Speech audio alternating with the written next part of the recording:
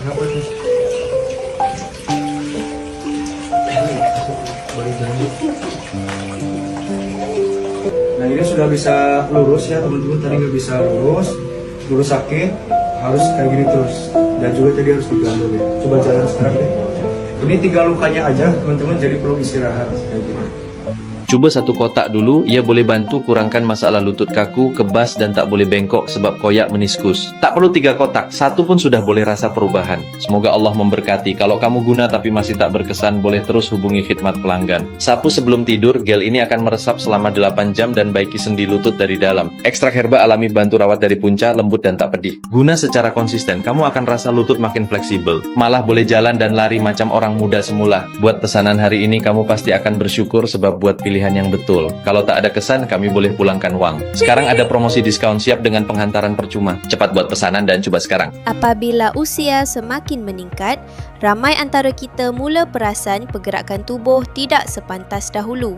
Menaiki tangga, bangun daripada kerusi atau berjalan jauh, perkara yang dahulu dilakukan tanpa berfikir, kini kadangkala perlu sedikit persediaan.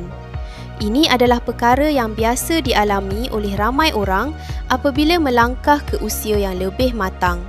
Secara umum, sendi turut melalui perubahan dari semasa ke semasa seiring proses penuaan semula jadi tubuh. Namun, berita baiknya, penuaan tidak semestinya bermakna kita perlu berhenti bergerak dengan selesa. Dengan tabiat harian yang positif, ramai warga emas berjaya kekalkan gaya hidup aktif dan menikmati kehidupan seharian dengan lebih tenang dan yakin. Jadi, apa yang boleh dilakukan untuk menyokong kesihatan sendi dengan cara yang positif? Perkara pertama ialah kekal aktif secara konsisten mengikut kemampuan diri. Pergerakan yang ringan dan kerap seperti berjalan kaki, regangan ringan pada waktu pagi, berenang atau berbasikal umumnya dianggap sesuai untuk warga emas kerana ia lebih lembut berbanding senaman intensiti tinggi. Yang penting bukan seberapa berat senaman itu, tetapi konsistensi melakukannya mengikut keselesaan masing-masing dan sebaiknya berbincang dengan pengamal kesihatan untuk cadangan yang sesuai dengan keadaan diri sendiri. Perkara kedua ialah menjaga postur dan cara pergerakan harian. Duduk dengan tegak, mengelakkan mencangkung terlalu lama, mengangkat barang dengan cara yang betul serta memilih kasut yang selesa. Kebiasaan ini sering disyorkan sebagai sebahagian daripada gaya hidup yang menyokong keselesaan pergerakan harian. Susun atur perabot di rumah seperti ketinggian kerusi dan tilam yang sesuai turut boleh membantu keselesaan semasa berehat. Perkara ketiga ialah menjaga suhu badan supaya kekal selesa, terutama semasa cuaca sejuk atau lembap. Ramai warga emas mendapati diri mereka lebih selesa apabila memakai pakaian yang sesuai dan mengekalkan suhu badan yang hangat. Mandi air suam dan urutan ringan juga menjadi amalan biasa dalam rutin harian sesetengah keluarga. Perkara keempat ialah pemakanan yang seimbang.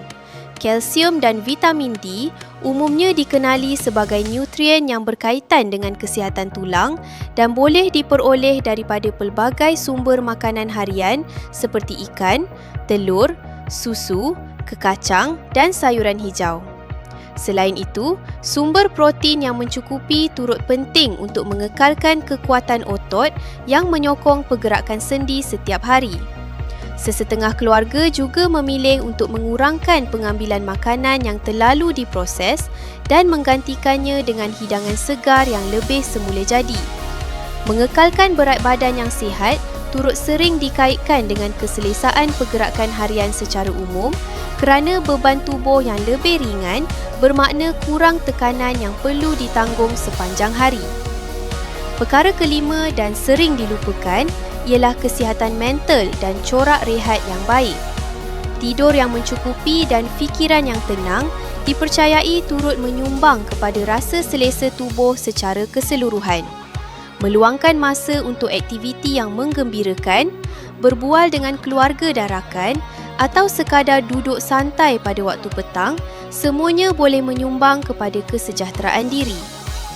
Perkara keenam ialah kekal aktif dari segi sosial.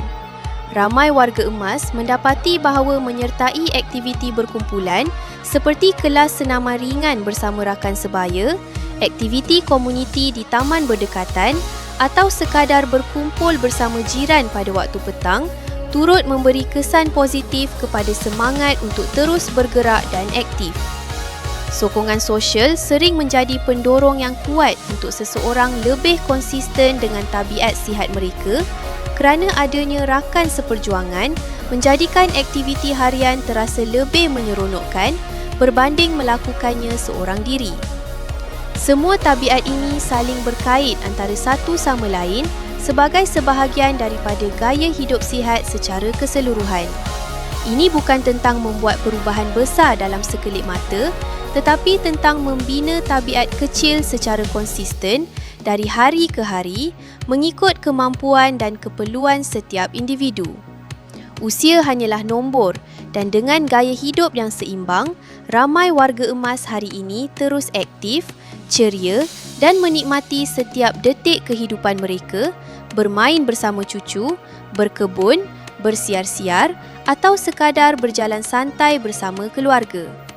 Yang penting bukanlah kesempurnaan, tetapi keikhlasan untuk memulakan dan terus konsisten walaupun hanya sedikit demi sedikit setiap hari. Jadikan hari ini sebagai permulaan yang positif. Mulakan dengan satu tabiat kecil, kekal konsisten dan sentiasa dapatkan nasihat pengamal kesihatan yang bertauliah untuk sebarang keperluan yang lebih khusus. Kerana setiap individu mempunyai keperluan tubuh yang berbeza.